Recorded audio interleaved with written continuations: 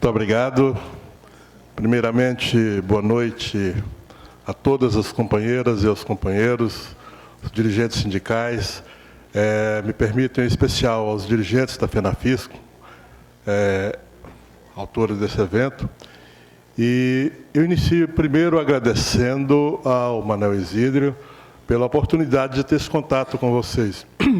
Eu não tenho tido muita oportunidade de participar diretamente, de debater diretamente com vocês da FENAFISCO, principalmente os dois últimos congressos, mas muito cobrado pelo Manuel Isidro, eu disse, nos outros dois ele me convidou, então não foi possível. Nesse ele me convidou, ele me convocou, usou a autoridade de dirigente da CSPB e me convocou, e, portanto, estou aqui e quero lhe agradecer a oportunidade, Manuel Isidro.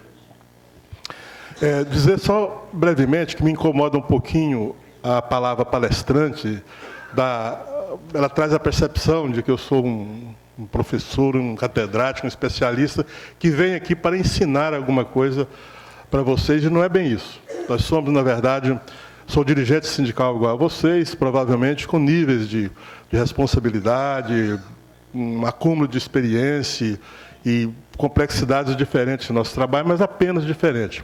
Então, o meu papel principal aqui, na verdade, é dialogar com vocês para buscar diretamente na base, diretamente dos dirigentes de base, as demandas e, sobretudo, as percepções que se tem do movimento sindical no Brasil hoje, para que, com essa acuidade, eu possa melhor representar naquilo que me compete nas esferas em que atuo.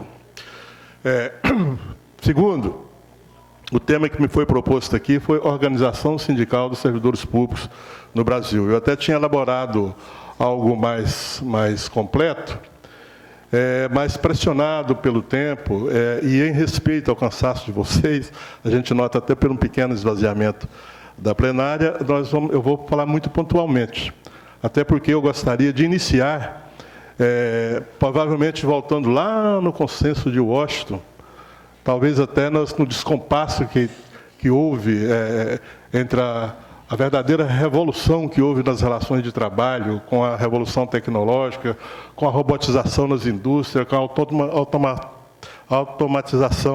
automação nos serviços, que já atinge até hoje o meio rural, mas tudo isso para chegar no momento que impactou muito o setor público e que, portanto, impacta diretamente a nós, sindicatos de servidores públicos, que foi aqui o consenso de Washington que organizou a globalização. E aí, acredito a doutora Adriana, que é especialista nesse tema, ali está a raiz desse modelo de reforma de Estado, que é um modelo fundamentado praticamente em dois pilares. Rediscutir o tamanho do Estado, o outro, rediscutir a função do Estado. Na questão do tamanho do Estado, é a defesa do Estado mínimo, e na questão da função do Estado, é que o Estado passe de prestador de serviços públicos para demandador de serviços para a iniciativa privada, através dos processos de privatização. E aproveito para dizer que os processos de privatizações devem ser a maior preocupação, a maior entre todas as preocupações de nós, sindicalistas do setor público, porque é através dela que nós percebemos a cada vez, isso é paulatino, não é progressivo, o Estado perder a sua importância primeiro como prestador de serviço, mas depois como indutor da justiça social, como indutor da igualdade, como indutor da distribuição igualitária de todos os bens produzidos, tanto pela natureza quanto pelo trabalho do homem. E, aproveitando dessa questão aí, lembrar que primeiro nós temos que combater todos os processos de privatização, todas as formas de privatização, mas dizer que nós estamos hoje, e está em curso no mundo, mas particularmente aqui no Brasil, a mais perversa das formas de privatização, que é a terceirização. Naqueles processos tradicionais de privatização, o Estado escolhe um setor lá do setor público, vende por uns caraminguás quaisquer, às vezes dá até quase de graça, mas se livra daquela despesa. Na terceirização, não. A terceirização, o Estado repassa um serviço para a administração privada da seguinte forma: precarizando o trabalho, diminuindo a qualidade do serviço público e, sobretudo, a terceirização deve ser mais combatida no setor público, porque a terceirização é a mais confortável forma da entrada da corrupção no setor público. Posso dar um pequeno exemplo que nós fizemos no governo federal, ainda no governo Fernando Henrique. Nós pegamos um caso específico, quando o governo terceirizou o serviço de vigilância pública nos prédios públicos. Um vigilante, naquela época, ele ganhava cerca de R$1.000 e custava, digamos, uns R$2.000, com os custos previdenciários, etc., para o Estado. Ele terceirizou para uma grande companhia aí, e o servidor público passou a ganhar, na época era um salário pouquinho, R$600 e poucos, e passou a custar R$4.500 para o Estado. Para onde vai essa diferença?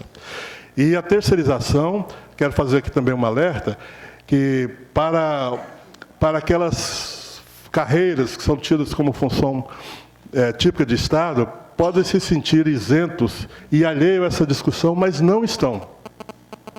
Eu gostaria até, nesse momento, doutora Adriana, fazer um humilde contraponto. Eu percebi que a senhora disse que, se não fosse interrompida aquela administração anterior lá do Fernando Henrique, talvez o fisco estivesse no patamar devido. Eu gostaria de fazer um contraponto. Então, eu entendi errado, obrigado. Graças a Deus, eu entendi errado. Porque é preciso conhecer o plano diretor de reforma do Estado, que foi elaborado pelo ex-ministro Bresser Pereira. Aliás, o Bresser Pereira que foi representante nosso na Convenção de Washington, que originou todo esse modelo único de Estado no mundo que tentaram pregar. Aquele plano diretor, primeiro ele é extremamente estratégico e maldosamente estratégico. Primeiro ele separa a carreira de Estado, para quê? Para dizer que todas as outras funções, todas as outras carreiras, todos os outros cargos e empregos podem ser privatizados. Essa é a função de definir algumas carreiras como carreiras típicas do Estado. Mas leiam bem aquele plano de diretor, e eu tive a oportunidade de debater na televisão esse tema com a ex-ministra Cláudia Costinha. Ela teve de admitir que era verdade. Naquele plano diretor, por exemplo, vou falar em relação à carreira tributária. Ali prevê que, após consolidada o modelo gerencial de gestão, que é aquele de controle por metas por controle de metas, sobretudo, né? Por exemplo, a atividade fiscal, a arrecadação, ela prevê que seria automatizada e que seria supervisionada por auditorias independentes. Portanto, é toda uma estratégia que, consolidado o modelo gerencial, provavelmente estaria lá no final extinguindo, inclusive, até mesmo a carreira tributária, isso do governo federal, é claro, mas teria efeitos rebarbativos nos estados e municípios. Então, esse é o primeiro ponto. Como eu disse, ia falar pontualmente sobre algumas coisas, é que vocês não abandonem o processo, o combate ferrenho à terceirização e a todas as formas de privatização. Lembrando que tudo que nós combatemos hoje não é nada como comparamos com o TISA, esse Tratado Internacional de Livre Comércio, feito clandestinamente, até mesmo em relação à ONU, e que, se vocês tomarem conhecimento, vocês não vão acreditar no que leem. Tal é o nível, retira inclusive a autonomia dos Estados. E eu me preocupo muito que esse tema TISA, Jocélio, eu tenho em várias audiências, eu participo de muita audiência pública no Congresso Nacional, e eu tenho falado disso, eu não encontrei um parlamentar brasileiro ainda que tem conhecimento desse tema. Esse tema é desconhecido do movimento sindical e é a mais grave ameaça ao setor público, aos nossos empregos públicos, que tornarão todos eles administrados de fora para dentro, sem nenhum poder de intervenção, até mesmo do Estado brasileiro. Mas, deixa eu tentar controlar meu tempo aqui, já se disse aqui que sindicalista é muito difícil falar pouco. Mas vamos falar agora especificamente em que ponto está a organização sindical brasileira.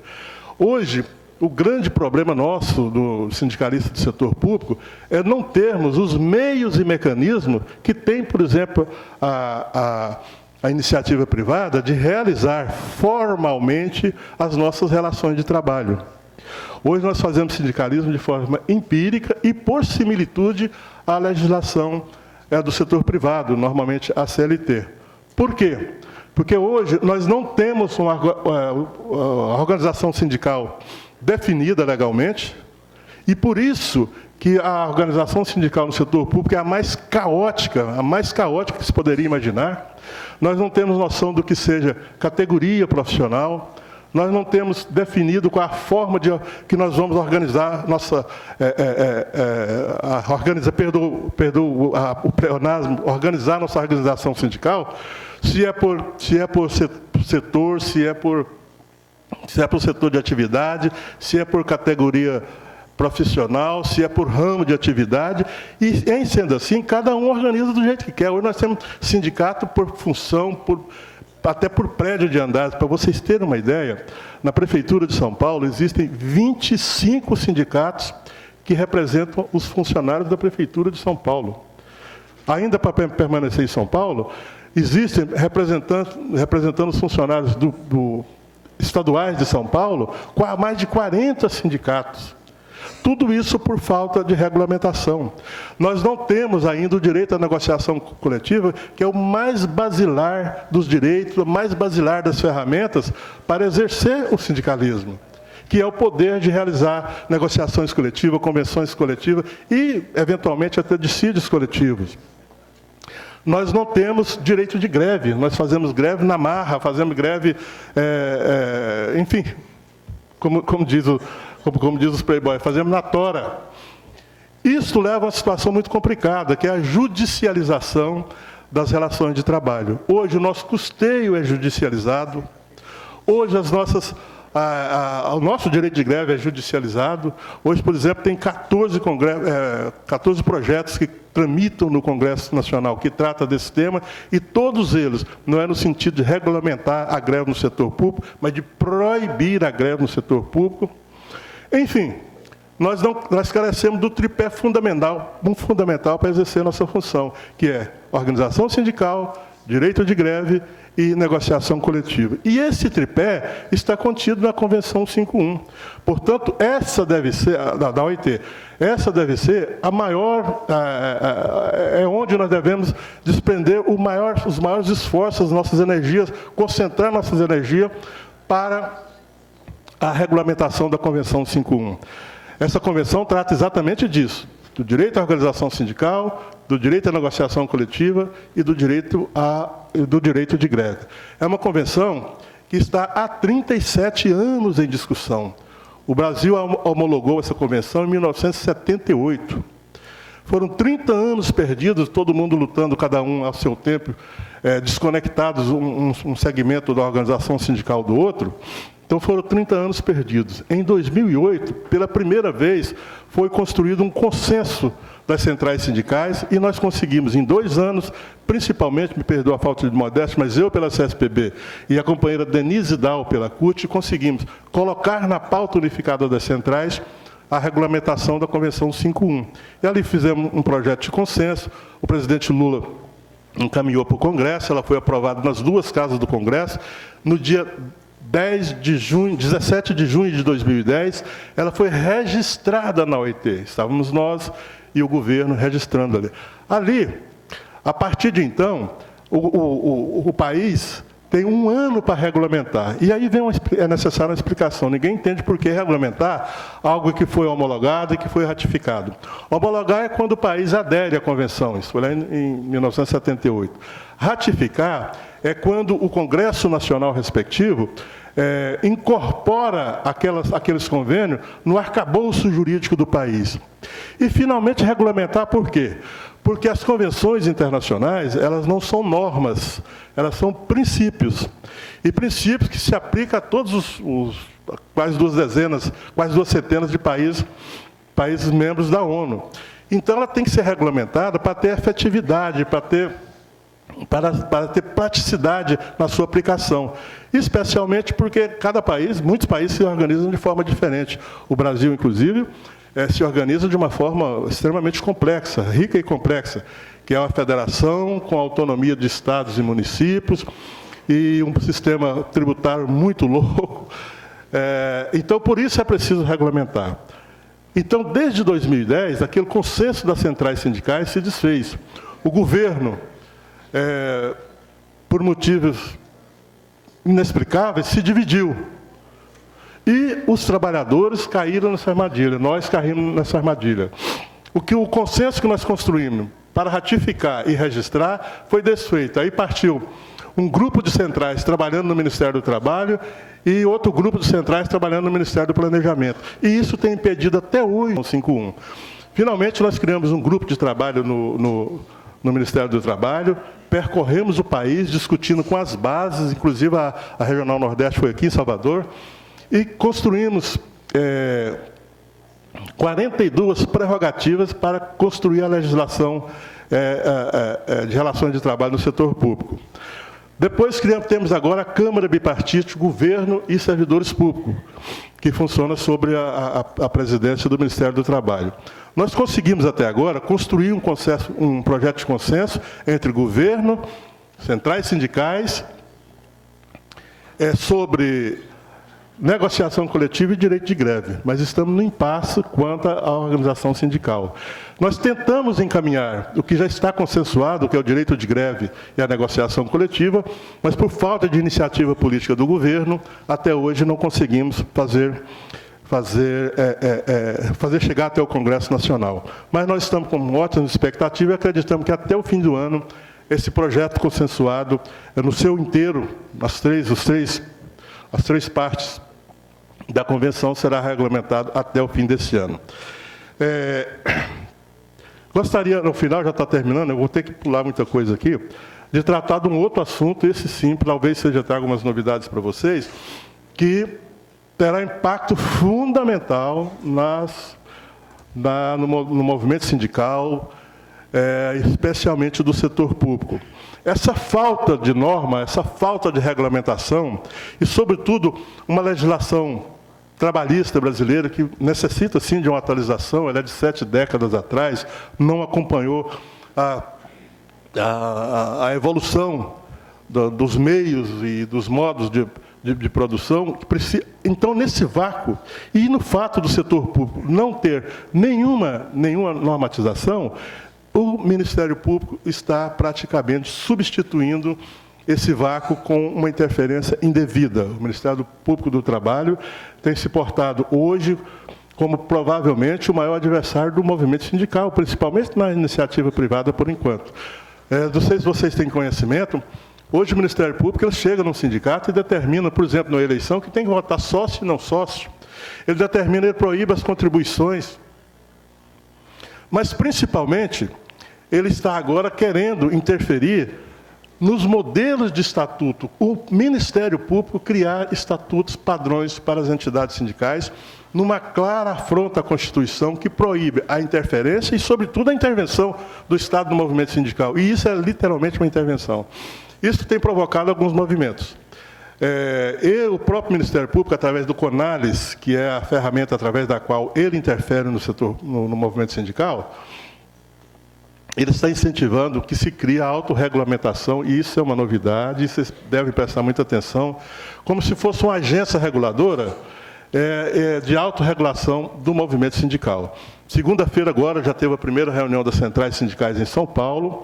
Esta semana já estão discutindo um modelo inicial de estatuto dessa agência reguladora. Na próxima semana a coisa vai avançar para não permitir que o Ministério Público continue praticamente administrando e determinando nossa ação sindical. Mas uma grande novidade em relação a isso é que, quando você permite que o Ministério Público induz e as centrais sindicais resolvem criar um modelo de um ente regulador, autorregulador do movimento sindical, nós provavelmente entraremos em choque com o modelo sindical tradicional. Por quê? Desde o Fórum Nacional do Trabalho, nós combatemos, o sistema confederativo, devo dizer que o sistema confederativo são os sindicatos, as federações e as confederações. Estamos resistindo, nesse momento, a repassar 100% da representação sindical às centrais sindicais. Por quê? Esse é um modelo muito perigoso, porque, e olha que eu sou dirigente nacional da central sindical, quase todos aqui são, é um modelo que permite que um grupo de, digamos assim, de cardeais se reúnem com a cúpula industrial, com a cúpula governamental e decidem, através de contratos nacionais, e assinem convenção coletiva, que descem de cima para baixo para uma mesma categoria. É como você regulamentar, por exemplo, o setor de metalúrgico por um contrato nacional, vá lá para São Paulo, que é o centro nervoso da indústria brasileira, lá para o estado do Amazonas, que na questão da indústria não tem o mesmo porte, não tem o mesmo desenvolvimento econômico. Mas, principalmente, porque nós achamos que as centrais sindicais elas não colidem com o papel das confederações e federações. E, nesse momento, o grande ataque, Manuel Isidro, é acabar com as confederações e federações, estão engendrando aí um grande movimento de desmoralizações das federações e confederações, para que fique, num primeiro momento, somente central e sindicato, e acabe com federação e confederação. O primeiro passo são que todas as centrais estão criando as federações e confederações orgânicas. Cada central cria a sua confederação de cada categoria profissional, substituindo as federações e confederações tradicionais. Mas no passo seguinte é que a central seja totalmente orgânica, ou seja, o trabalhador filiando diretamente à central sindical. Isso não está longe de nós, não, porque na Argentina, a CTA da Argentina já se organiza assim, aí acabando de vez com o sindicato. Então, esse debate precisa ser sustentado, ele precisa ser entendido e precisa ser defendido. Nós estamos propondo, no dia 7, eu estou indo embora amanhã de madrugada, porque nós vamos preparar uma reunião que vamos ter com o Ministério Público do Trabalho, em Fortaleza, onde fica o CONALES, onde nós vamos propor o sistema confederativo, que hoje nós somos 18 confederações nacionais, 308 federações e 8 mil e poucos sindicatos. Nós vamos propor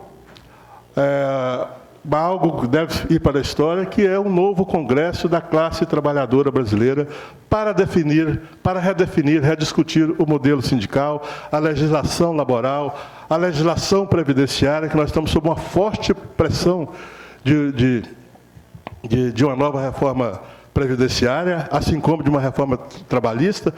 Então, nesta sexta-feira agora vai acontecer essa reunião com o Ministério Público, onde a tônica que nós vamos dizer, nós, o movimento sindical, vamos assumir nossas próprias rédeas. Nós não precisamos do Ministério Público, não precisamos do Estado, como de uma forma geral, para vir nos ensinar a fazer sindicalismo, até porque é o patrão querendo ensinar o empregado a fazer sindicalismo.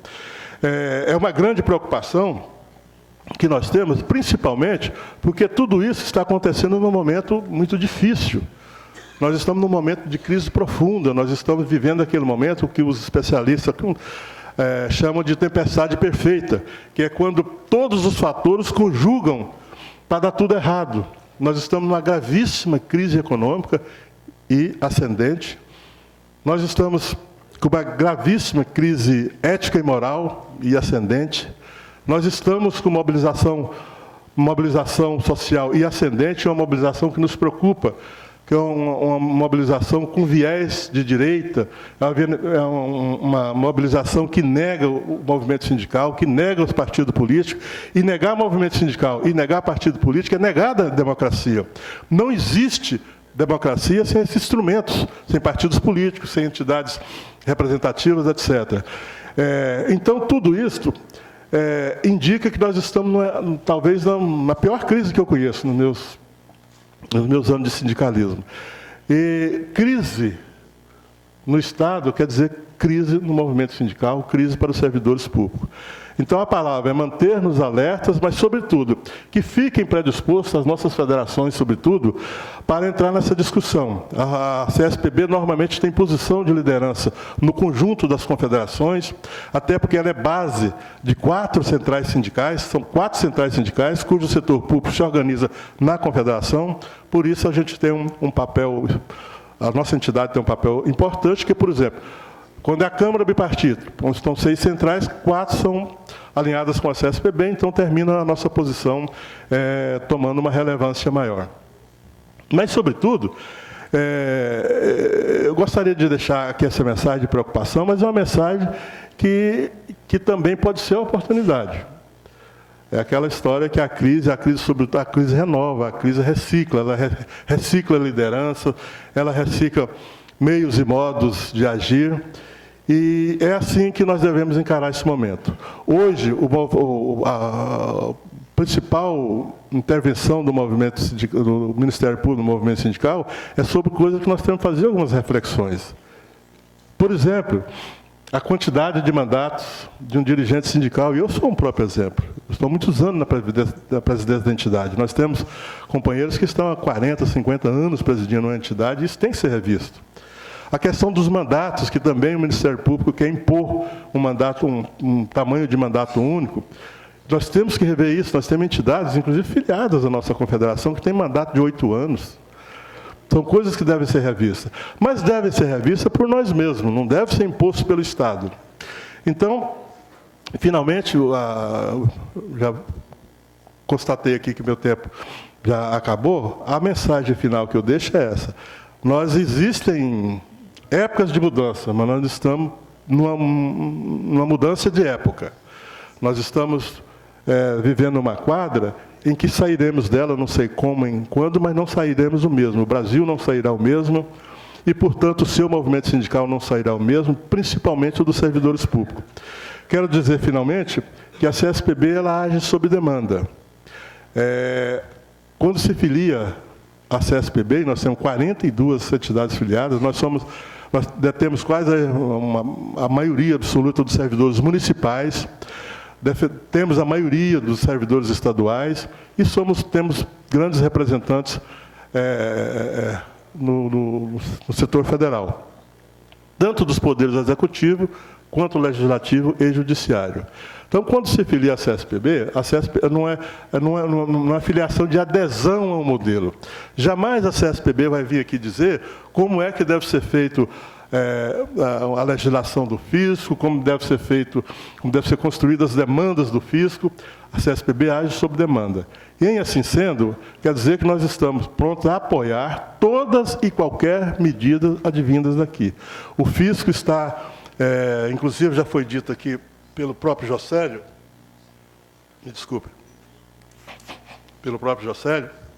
a ISP ela tem demandas mundiais muito fortes. Uma delas é a da justiça fiscal.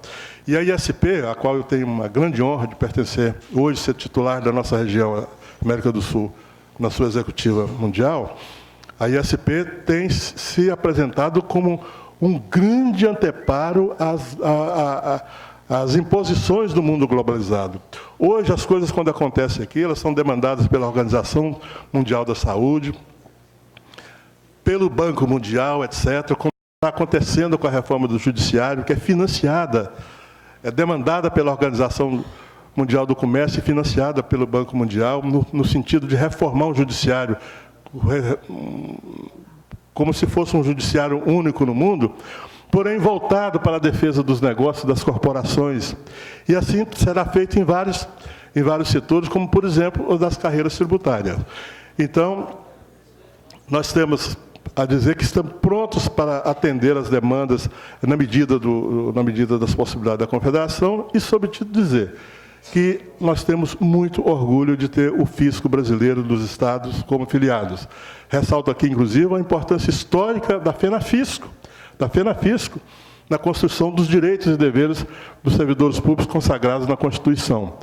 Nós somos um movimento, nós somos uma categoria profissional, o movimento sindical mais jovem, que nasceu na Constituição de 88, mas de grande tradição de atividade classista.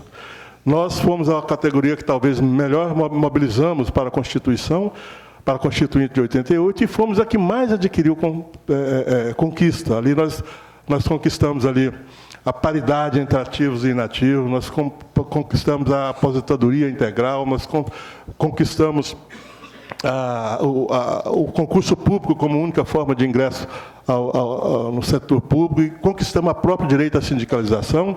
E a FENAFISC teve um papel, na época a FENAFISC era de associações, como todos nós, teve um papel extremamente importante e tem sido a entidade, por exemplo, individualmente, Manuelzito, não sei se você sabe, a FENAFISC é individualmente entre nossas filiadas, a federação que mais empresta quadros para a direção da CSPB.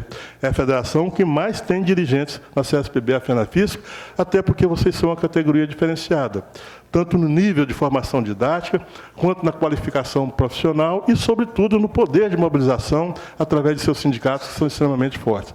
Então, é com muito orgulho que a CSPB comparece a esse evento e deixa aqui nos colocamos à disposição para todas as demandas em que pudermos colaborar. Muito obrigado.